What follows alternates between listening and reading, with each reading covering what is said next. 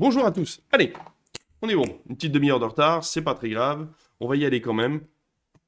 Et puis on va y aller quand même. Merci Ninia d'être là. Merci Mio d'être venu faire un tour aussi. J'ai vu que tu étais un peu plus haut et que tu étais là. On va commencer par les Césars. On va faire un petit point parce que bon, je pense que je vais sûrement faire le point avec Salle 9 la prochaine fois qu'on se verra.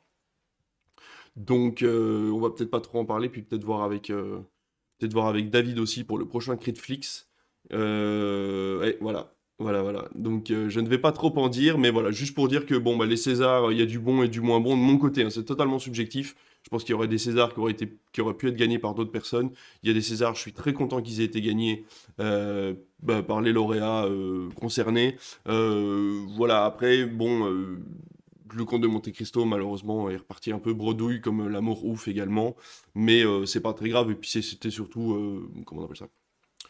C'était prévisible. C'était prévisible dans tous les cas, voilà, qu'ils repartent, on va dire, sans rien. Donc ça paraissait logique. Mais voilà, la révélation masculine pour Abou Sangaré ou même Jacques Audiard qui gagne les 5 ou 6 Césars, je crois, c'est quand même, voilà, c'est quand même super chouette pour eux. Donc je suis très très content de voir qu'il y ait des méritants, quoi, quand même. Que cette année-là. Et puis, je sais pas, j'ai l'impression que c'était. Alors, c'est peut-être moi qui m'y intéressais, donc j'avais l'impression, cette impression-là, mais je trouve qu'on s'y est un peu plus intéressé cette année.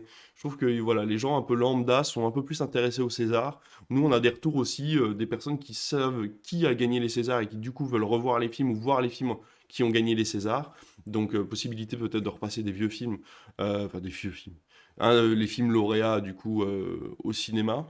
Donc voilà, c'est chouette. Je trouve que bah, les gens s'intéressent cette année au César. Pourquoi cette année plutôt qu'une autre? Peut-être parce que l'année 2024 a été bonne et que du coup les gens sont encore dans le flow de la salle de ciné. Donc c'est hyper intéressant de voir que ben ouais que tout le monde s'en préoccupe et que surtout les médias généralistes en parlent aussi quoi et que ça reste pas dans l'ombre.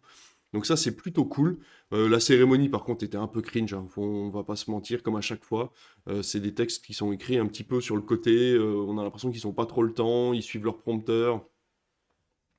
Donc voilà, en dehors des récompensés, du coup, qui ont réussi à faire des discours assez émouvants, dans l'ensemble, c'est vrai que, bon, voilà, Raphaël Quénard et Pio Marmaille, c'était vraiment pas ouf. Qu'est-ce qu'on a eu d'autre comme moment un peu cringe? Malheureusement, Vima Laponce et William Legbill, c'était pas terrible non plus.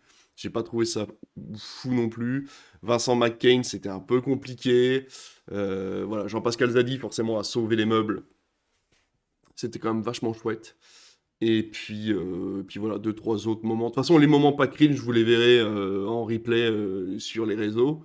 Et puis les moments un peu plus cringe seront oubliés de l'histoire ou ressortiront de temps en temps, histoire de vous mettre bien mal à l'aise. Mais dans l'ensemble, voilà, c'est quand même tous les ans un peu cringe, hein. Il y a quand même un petit peu ce côté. C'est presque même fait exprès parfois. Alors bon, les Césars, voilà, on peut mettre de côté. Dans tous les cas, on en parlera avec Salle 9. Donc si vous voulez, vous irez vous abonner à Salle 9 pour écouter le podcast du mois, et ben, d'avril, du coup. Et puis, je pense qu'on en parlera un petit peu avec David vite fait dans le prochain Critflix de vendredi prochain. Et je vais vous parler du coup du GNCR qui renoue avec Warner Discovery sur l'exposition des œuvres en salle.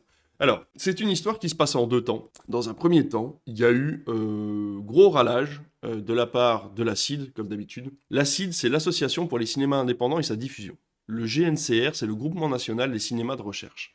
Alors, il faut comprendre, et alors, loin de moi l'idée d'être péjoratif, un peu chiant, c'est un peu la branche prout-prout du cinéma art et essai. C'est la branche un petit peu extrémiste de on fait du cinéma de recherche, on fait du cinéma borderline, on fait du cinéma à côté, et c'est ce cinéma-là qui doit être mis en avant, c'est ce cinéma-là qu'il faut absolument montrer aux gens pour permettre la nouveauté dans le cinéma, la recherche, etc. Ça donne très souvent des films complètement expérimentaux, des choses très spéciales, et hormis de temps en temps, comme par exemple, je vous en avais parlé il y a pas longtemps, de Photogénico, qui était un film soutenu par la CID, qui était un peu border, mais qui était quand même juste à la limite du c'est regardable par n'importe qui. Donc du coup, ce film-là, il a quand même eu un peu de succès, malgré le fait que ça soit distribué en accord avec l'acide, parce que justement, il était voilà, entre les deux, où c'était quand même assez euh, facile à appréhender comme film, mais dans tous les cas, la plupart du temps, les films de l'acide sont quand même des films qui sont assez extrêmes, dans leur proposition de réalisation, hein, pas forcément, c'est pas gore, c'est pas... voilà. Mais c'est vrai que souvent, c'est des films qui sont filmés avec très peu de moyens. Et donc, le GNCR, c'est un regroupement national de cinéma de recherche. Donc, c'est un groupe qui est en association, qui fait partie de l'ACID et qui est en association avec eux. Et alors, ce qui s'est passé, c'est qu'en fait, vous n'êtes pas sans le savoir si vous vous intéressez un petit peu à Netflix, les gros studios s'intéressent de près à produire des films en France, puisque c'est bête, mais en fait ça leur fait participer à la chronologie des médias et à l'investissement au CNC, et en plus de ça, ils peuvent récupérer les films au bout d'un certain temps pour les diffuser à l'international sur leur plateforme. Donc ça leur fait des films pas trop chers, ça leur fait des films qui font participer au budget de la France, donc ça leur permet de récupérer sur la chronologie des médias, etc., etc. Tout ça est un cercle vertueux, je ne vais pas vous le réexpliquer 15 fois, et ce qui s'est passé, c'est qu'il y a quelque temps, Warner a distribué un film qui s'appelle Leurs enfants après eux. Leurs enfants après eux, c'est un film des frères Boukerma. Les frères Boukerma, c'est ceux qui avaient fait Teddy à l'époque. Et ils ont fait également L'année du requin. Et donc ils ont été embauchés par Warner pour faire le film Leurs enfants après eux, qui est tiré d'un livre à succès, et qui du coup a été classé art et essai par l'AFCAI. Sauf que ce film-là a eu les moyens d'un gros distributeur pour faire sa communication en tant que film à réessai. Donc, ce qui s'est passé, c'est que l'acide est monté au créneau en disant c'est pas normal, pourquoi les gros ont des gros moyens pour faire des gros trucs alors que les petits ont des petits moyens pour faire des petits trucs.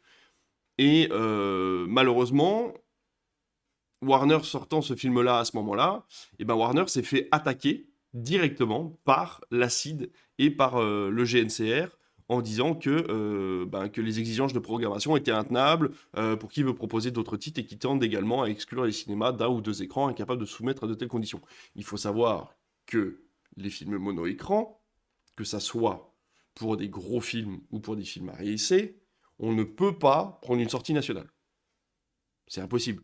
C'est-à-dire un film à réessai, on sait que ça va pas marcher de ouf, on va pas le prendre en sortie nationale, ça va nous obliger à faire 6 séances par semaine, c'est complètement con. Et les gros films, c'est pareil, si on sait qu'on va faire des entrées sur les 6 séances par semaine, on va essayer de le prendre. Mais on y réfléchit à 15 fois.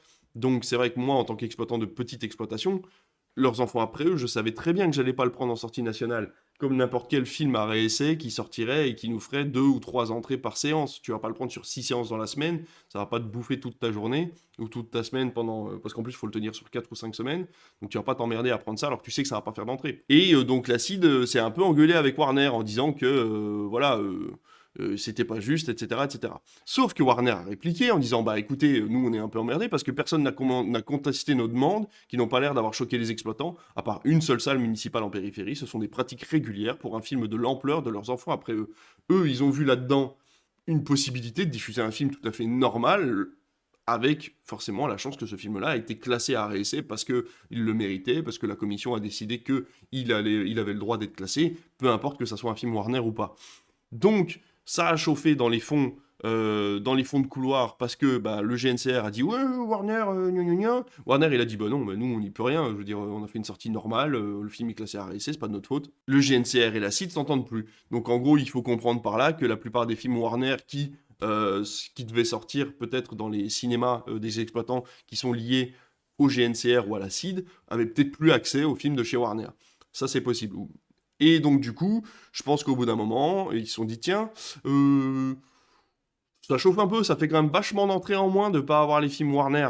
Donc, on va peut-être essayer de trouver une collaboration. Et pareil, inversement pour Warner, qui dit, il y a quand même pas mal de cinémas qui font partie de l'acide. On va peut-être calmer un peu le jeu, histoire de pouvoir avoir quelques entrées en plus.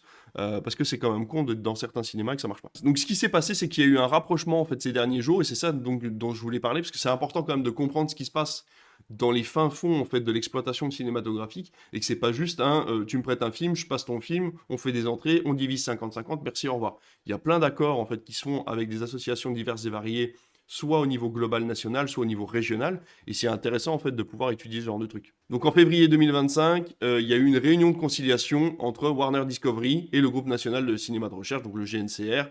Il faut savoir que le GNCR s'est excusé d'avoir pointé du doigt spécifiquement Warner. C'était pas leur but en fait à la base, c'était juste de dire que parfois, et c'est vrai que c'est un problème, on va pas se leurrer, on en parle souvent, on a été l'année dernière, on a eu l'occasion de pouvoir rencontrer Universal qui a fait une tournée en région et on leur a parlé de la problématique des gros cinémas par rapport aux petits cinémas, par rapport aux tenues des sorties nationales et ils nous ont bien expliqué que eux leur but c'était de faire un cinéma à 2 vitesses. Alors attention, il n'y a pas eu d'animosité mais ils ont fait comprendre que bah, eux leur but c'est de faire un maximum d'entrées dès les premières semaines pour correspondre aux chiffres des actionnaires, des nombres d'entrées et des spécificités du film, voilà, de la courbe qu'il est censé prendre pour arriver en fin d'exploitation. Et quand cette courbe est satisfaisante, à ce moment-là, ils se permettent de filer des copies à d'autres cinémas plus petits pour bah, combler et puis faire du long terme, c'est-à-dire pouvoir, dans les petits cinémas de province, leur dire de garder le film 4, 5, 6 semaines, même si c'est une séance par semaine,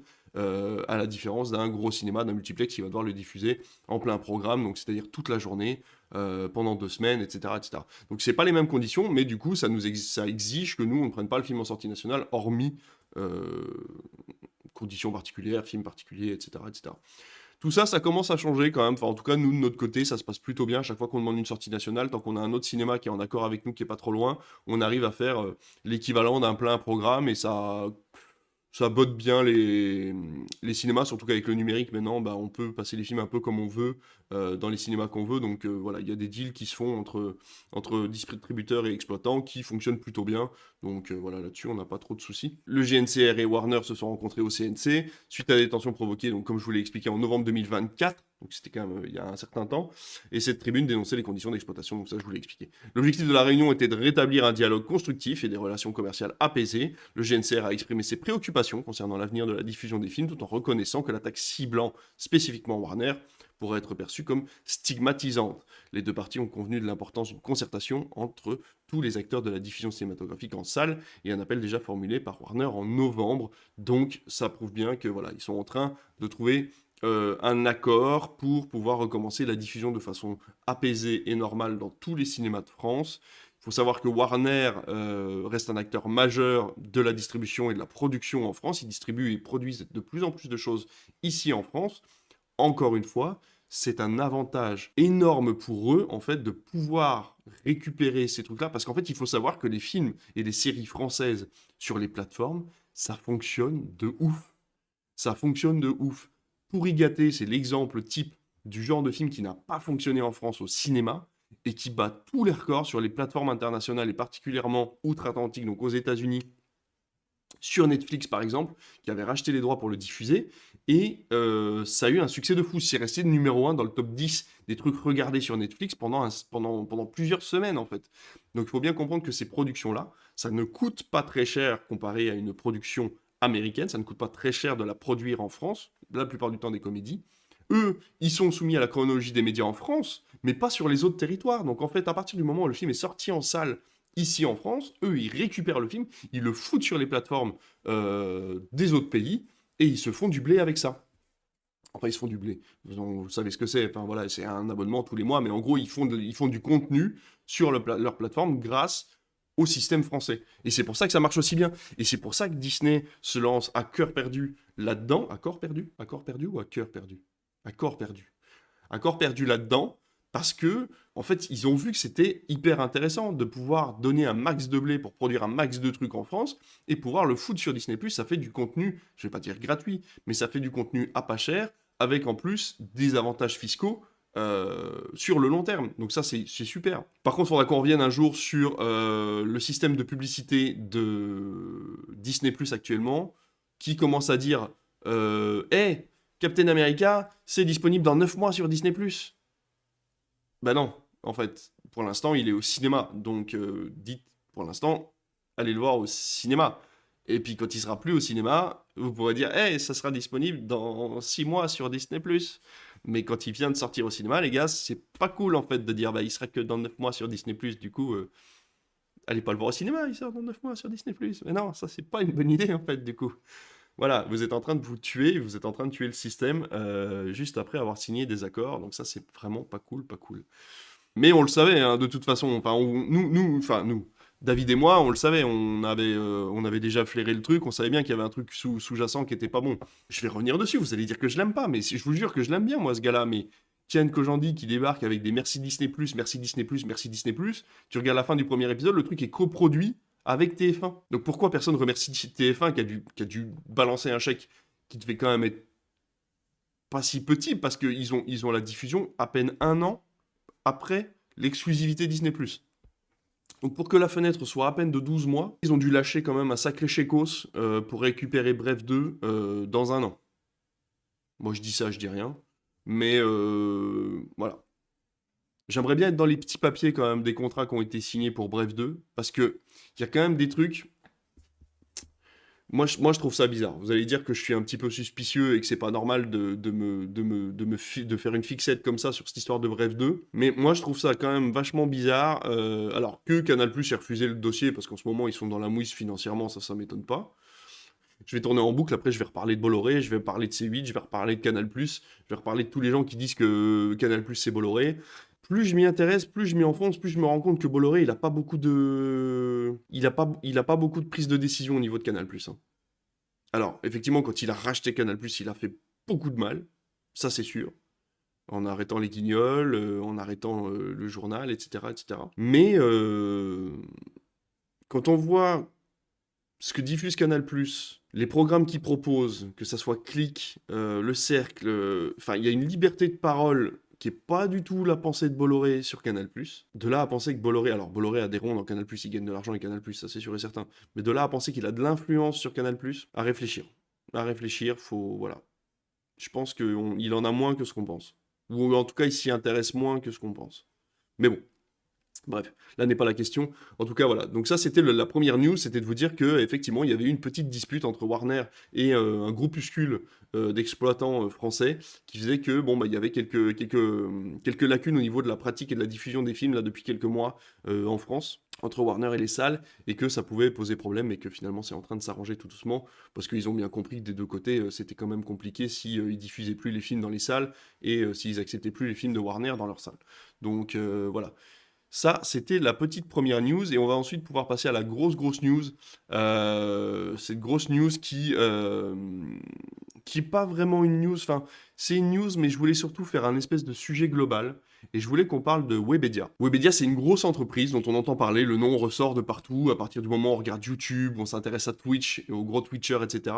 On a le nom de Webedia qui ressort, et ce nom de Webedia, il est quand même important, parce que c'est un gros... c'est un gros système en France et ça a le mérite d'exister. Enfin, il faut qu'on comprenne d'où ça vient et ce que c'est pour comprendre les avantages et les défauts d'avoir ce genre d'entreprise en France. Pourquoi je vous parle de Webedia?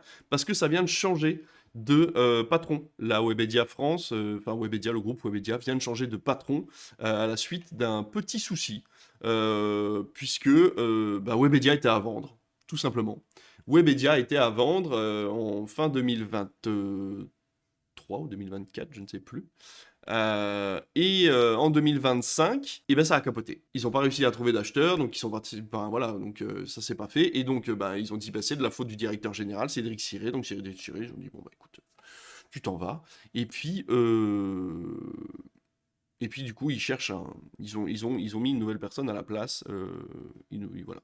Et il s'appelle Christian Beaubrun. Mais avant d'arriver à ça, il a fallu créer Webedia. Webedia, qu'est-ce que c'est? Tout commence en 2007, lorsque Webedia crée les sites Pure People, Pure Trend et Pure Fan. Donc, ce sont des sites médias en 2007, donc il faut avouer que 2007, je ne vais pas dire que c'est le début d'Internet, mais on est sur l'arrivée drastique de pas mal de choses sur Internet, d'une modernisation de l'utilisation d'Internet avec les téléphones portables, etc. etc. Donc en 2011, Webedia devient un petit peu plus gros, Pure People fonctionne bien, il rachète Ozap au groupe M6, donc Ozap était un site qui se préoccupait principalement de faire des news sur la télévision, de donner les audiences, de donner les mercatos des auditeurs, enfin des présentateurs qui passent d'une chaîne à une autre, etc. Et donc, il rachète Ozap et il l'appelle Pure Media. Donc on se retrouve avec Pure People, Pure Trend, Pure Fan et Pure Media qui appartiennent à Webedia. le groupe grandit et se fait racheter par Fimalac, qui est une holding française. Et dans la même année, il rachète Allociné, 750 grammes, et Exponaut. D'ailleurs, en parlant de 750 grammes, est-ce que les sites de cuisine, c'est pas les pires sites au monde pour la publicité? Est-ce que tu sens pas qu'ils visent un public bien précis et ils te foutent des pubs partout? C'est illisible. Les sites de cuisine, je vous le dis les gars, je sais que vous m'écoutez pas, mais un jour, ça tombera dans vos oreilles. Vous me saoulez avec les sites de recettes de cuisine où il y a des pubs partout, on n'arrive même plus à lire la recette tellement il y a de la pub. Alors j'ai même plus envie d'y aller, les marmitons, les 750 grammes, les purs chefs, les machins là. Je ne peux plus les sites là. Je suis obligé de faire je fais la cuisine sans recette. Moi je fais à l'aveugle maintenant parce que je ne peux plus les sites. J'essaie parfois, il faut scroller un petit peu sur Google, on trouve des blogs qui ont pas trop de pub et tout. Mais alors les sites de cuisine c'est l'enfer. C'est l'enfer. Bref, en 2015, on a le rachat de Mixcom, le premier réseau de chaînes YouTube en France qui inclut Cyprien, Natou, Squeezie, etc. C'est une volonté d'associer des grandes marques de médias au talent du web. Donc à ce moment-là, Webedia, ils ont tellement grandi et ils s'intéressent tellement à YouTube, parce qu'à l'époque, YouTube, c'était des petits YouTubeurs, on est d'accord, il y avait des millions de personnes, mais personne n'y croyait. Il y avait un regroupement de youtubeurs qui s'était créé, on le sait, on l'a vu très tôt, donc Cyprien, Natou, Squeezie, il y avait d'autres youtubeurs à l'intérieur, et tout ça faisait partie d'un regroupement, ces fameux regroupements qui permettaient en fait, en gros, de trouver des partenaires, et en échange, de gérer une régie publicitaire, etc. Et en échange, ces youtubeurs reversaient une partie de leurs revenus publicitaires au groupe auquel ils appartenaient, quoi. Et ça permettait de faire monter le groupe, d'interagir entre eux, etc. Donc c'est une prod, hein, tout simplement. Et Webedia rachète ça. Ils rachètent ça parce que eux, en fait, ils ont énormément de contrats publicitaires et de contrats de partenaires. Et ils se sont dit, si on associe ça à des youtubeurs, on rajeunit complètement la cible, en fait, au niveau publicité. Et donc on va avoir du coup un nouveau public qui va pouvoir être mis devant des publicités avec Webedia, etc., etc. Puis en plus ça leur permet de gagner de l'argent puisque on voit qu'il y a de l'argent qui commence à arriver par YouTube grâce à ces gens-là. Et donc eux, vu qu'ils récupèrent un pourcentage, forcément, voilà, ils se retrouvent là-dedans. Alors après, ce que ça a offert aux youtubeurs à l'époque, c'est des grands bureaux, c'est des moyens, c'est la possibilité de pouvoir facilement faire des crossovers entre youtubeurs, etc. On a vu énormément de youtubeurs qui sont passés par Webedia, que ce soit McFly, Carlito, Squeezie, Natou, justement on en parlait, Cyprien il restait un moment, alors ça a lancé forcément des mauvaises idées, comme par exemple toute la partie où Cyprien et Squeezie ont fait du gaming ensemble, alors que ça n'allait pas du tout. Ils ont recréé une chaîne des années plus tard à la demande de Webedia, ça n'a pas marché non plus. À ce moment-là, Webedia grandit, ils ont le flair et ils rachètent les plus gros youtubeurs de l'époque en France pour pouvoir en faire quelque chose de grand, hein, tout simplement. En 2015, malheureusement, Webedia est condamné pour atteinte à la vie privée et critiqué par le travail précaire de ses journalistes et le native advertisement de ses sites. Qu'est-ce que c'est le native advertisement des sites ? On le voit particulièrement sur jeuxvideo.com si vous vous intéressez à ce genre de choses. C'est faire de la publicité comme un article classique en mettant simplement en bas que ceci est un article rémunéré par la marque. Ça, c'est du native advertising, c'est-à-dire qu'en gros, la marque paye pour qu'un article tout à fait normal sorte pour lui en faire la promotion. Et donc du coup, ça sort comme un article normal, au lieu d'avoir un encart publicitaire qui montre bien que c'est une publicité. Donc il y a malheureusement tromperie pour le lecteur sur le site, et ça a été très mal pris, et donc ils ont été critiqués pour ça, et condamnés pour atteinte à la vie privée, à cause de leur site justement, Pure People, Pure Trend, etc., qui fait beaucoup de sensationnalisme. Pure Media aussi, fait beaucoup de sensationnalisme aussi, donc voilà. On a eu un Webedia un peu dans la sauce en 2015. Et là, on arrive tout doucement à la pente descendante où, malheureusement, Webedia commence un petit peu à en chier, tout simplement. Ce qui se passe, c'est qu'il y a de plus en plus de youtubeurs qui commencent à partir de Webedia parce que les conditions sont pas terribles, parce que la publicité autour de Webedia n'est pas terrible non plus, parce que les exigences de Webedia sont vraiment énorme par rapport à ce que veulent faire les youtubeurs. Il faut comprendre que quand on est youtubeur au début et qu'on n'a pas Webedia sur les épaules, on a peut-être peu de moyens, mais on a beaucoup de liberté. À partir du moment où vous êtes chez Webedia, vous gagnez peut-être plus d'argent, mais par contre, à l'inverse, entre ce que vous leur filez et tout ce que vous êtes obligé de faire ou de ne pas faire parce que vous êtes limité par leur marque et parce qu'ils veulent transmettre par la marque Webedia, malheureusement, ça coupe complètement votre liberté d'expression et votre liberté en général de thématiques, de vidéos, etc. Donc c'est pour ça que Squeezie est parti à créer sa propre boîte de prod, c'est pour ça que McFly et Carlito sont partis, c'est pour ça qu'on voit plus Cyprien maintenant, c'est parce que tous ces gens-là, même Natou, elle est complètement libre de ses mouvements maintenant, ils sont tous partis de Webedia, parce qu'ils avaient plus cette liberté, ils voyaient que c'est pas parce que tu as de l'argent que tu es vraiment content de faire ce que tu veux. Tous ces noms-là, vous les avez déjà entendus, donc ça prouve bien que Webedia c'est quand même un truc énorme, et que tous les gros youtubeurs sont forcément passés par Webedia pour pouvoir grandir, se faire une audience, et une fois qu'ils ont assez de moyens, et ben de pouvoir créer leur propre ligne de prod, leur propre société de production qui va produire leur contenu, et ça se passe beaucoup mieux après quand il y a la liberté. En 2020, alors c'est assez intéressant, vous allez me dire si ma réflexion est correcte, je sais pas, on peut en parler. En 2020, dans le contexte de la pandémie, l'entreprise annonce un plan économique et une rupture conventionnelle collective sur la base du volontariat pour 80 à 90 personnes et 150 départs de collaborateurs à l'étranger.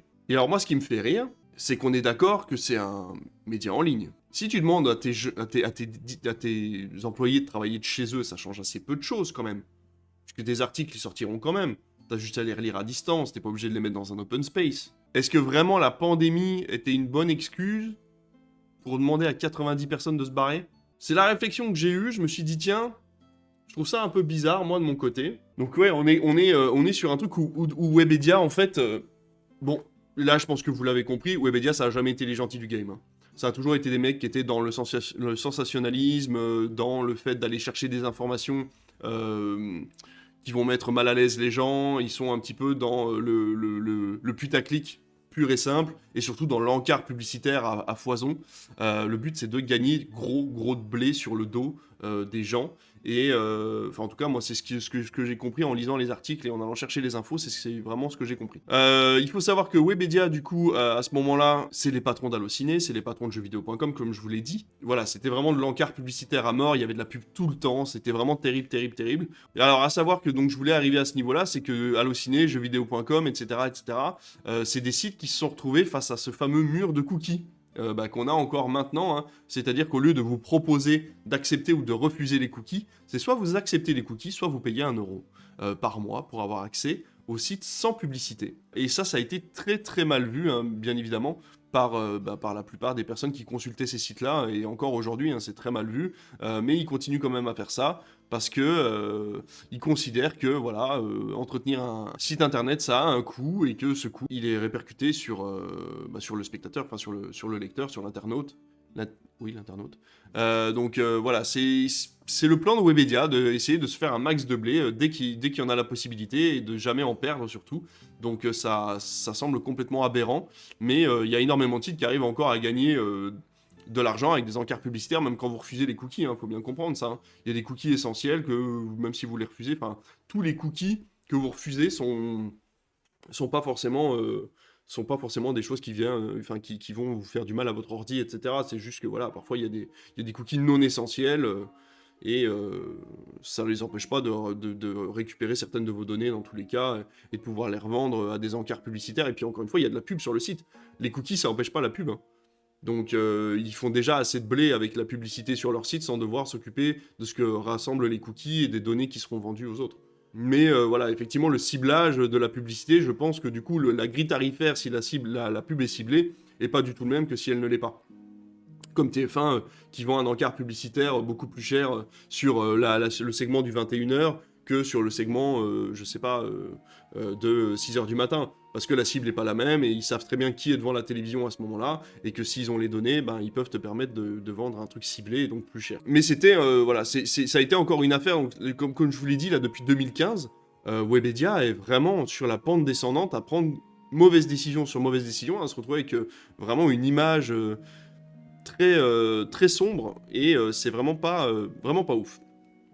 L'année dernière, puisqu'il faut savoir que le groupe Allociné avait également à l'époque racheté Box Office Pro. Donc Box Office, c'est tout simplement un site internet, une revue, ainsi que tout un système de machinerie en fait pour les cinémas, principalement de la caisse et de l'édition de tickets de cinéma, etc. Quand vous allez au cinéma dans des grands groupes comme UGC, ils utilisent un logiciel Box Office Pro. On a pour tous les exploitants la possibilité d'avoir gratuitement un magazine par semaine qui s'appelle Box Office Pro, qui vous transmet des informations sur l'exploitation en général, que ce soit les entrées de la semaine, les films qui vont sortir, les nouveaux cinémas qui ouvrent, les cinémas qui ferment, les distributeurs qui empochent, les distributeurs qui ferment, etc. etc. Donc ça c'est un magazine pro pour les exploitants, ainsi que pour les distributeurs, pour être au courant de ce qui se passe en France au niveau de l'exploitation. Et donc ça appartenait à Allociné, et donc au groupe Webedia. Et ils ont décidé de s'en séparer. C'est le créateur de Côté Cinéma, qui était anciennement, voilà, pareil, quelqu'un qui s'occupait de tout ce qui était exploitation de ciné et technique au niveau de l'exploitation de ciné. Il a décidé de racheter Box Office Pro, et donc de le détacher de la branche Allociné. Et on peut le dire, du coup, Box Office Pro est redevenu 100% français, puisque, bon, il faut savoir que Webedia, je ne vous ai pas fait tout l'historique, mais Webedia a tellement grandi que maintenant il y a des actionnaires internationaux, et donc du coup, Webedia est un petit peu partout dans le monde. Et ils ont réussi à se détacher de ça, ils ont récupéré Box Office Pro. Et c'est le groupe Ciné-Group, voilà, c'est ça, qui rachète donc du coup les activités françaises de The Box Office Company à partir de janvier 2025. Oui, ça c'est un énorme bordel, mais bon voilà, il faut savoir que du coup, moi ce qui m'intéressait c'était de vous expliquer qu'en 2024, il y avait énormément de changements. C'est là qu'on rentre dans les détails où moi je suis pas forcément au courant, c'est qu'apparemment Webedia a encore quelques billes dans Box Office Pro, mais pas assez pour prendre des décisions. Voilà, c'est tout ce que j'ai compris. En gros, ils ont détaché la branche d'Allociné qui a été rachetée par Ciné Group, mais en gros, ça appartient toujours un peu à Webedia. Et donc, en janvier 2025, le rachat de Webedia ayant échoué, Cédric Siré s'est retrouvé évincé et il a été remplacé par Christian Beaubrun. Voilà toute l'histoire de Webedia, voilà ce qui se passe actuellement dans le monde du média en général, des gros groupes médias et de l'exploitation cinématographique. J'ai trouvé ça hyper intéressant. Il faut savoir que Webedia a également la maison de production Nolita. Et du coup, pour ceux qui s'y intéressent un petit peu, Nolita, c'est quand même la maison de production qui a fait God Save the Tuche et qui fait énormément de films à succès. Et donc, c'est aussi intéressant de savoir qu'ils ont des billes un peu partout, même dans la production cinématographique à proprement parler, donc pour les films qui passent sur grand écran. Donc voilà, Webedia, c'est une filière qui est énormissime, qui a des toiles absolument partout, mais qui commence tout doucement à devoir les revendre parce que, à la suite de mauvaises décisions et surtout d'une mauvaise image, il faut maintenant qu'ils se séparent de tout ça. Voilà, mais ça c'était la news, donc je voulais vous parler, je pensais que ça serait plus long que ça, mais finalement ça s'est fait dans les temps. Au niveau des recommandations ciné, je vais vous avouer que j'ai pas grand chose, parce qu'en fait soit des films, j'ai vu des films très en avance, et donc du coup je peux pas encore vous en parler. Soit j'ai vu des films qui sont sortis il y a un moment, mais du coup j'en ai parlé dans Critflix, c'est mon gâteau préféré, donc je vous laisserai aller écouter le dernier Critflix qui est sorti vendredi dernier. Puis j'ai pas regardé grand chose depuis parce que j'ai pas eu le temps. Si vous voulez tout savoir, j'ai regardé un film il y a quelques jours qui s'appelle Comment gagner de l'argent, non, comment devenir riche grâce à sa grand-mère, How to be rich before grandma dies, et c'était vachement bien, mais ça sort qu'en avril, donc du coup je vous en parlerai plus tard. J'ai vu également La Légende d'Oshi, qui sort quand le 23 avril, la Légende d'Oshi. On va arrêter la matinale ici, je vais aller faire mon ménage, hein, je vais pas vous mentir. Et puis bah voilà, vous n'hésitez pas à nous rejoindre sur les réseaux, à venir nous écrire. Et on n'oublie pas, salle 9, Instant Pur Cinéma, insérer un film, Critflix, le cinéaste. Vous avez un paquet de trucs à aller voir et à aller écouter sur les réseaux si vous vous ennuyez. Je vous souhaite à tous une très bonne journée. Et puis bah écoutez, on se revoit très bientôt. Sûrement mardi matin, je vais pas vous mentir, à chaque fois que je reviens devant la caméra, j'ai envie d'y retourner, donc une forte chance que je me motive pour mardi matin, hormis si j'ai un rendez-vous important. Mais voilà, merci beaucoup. Et à très bientôt. Des bisous!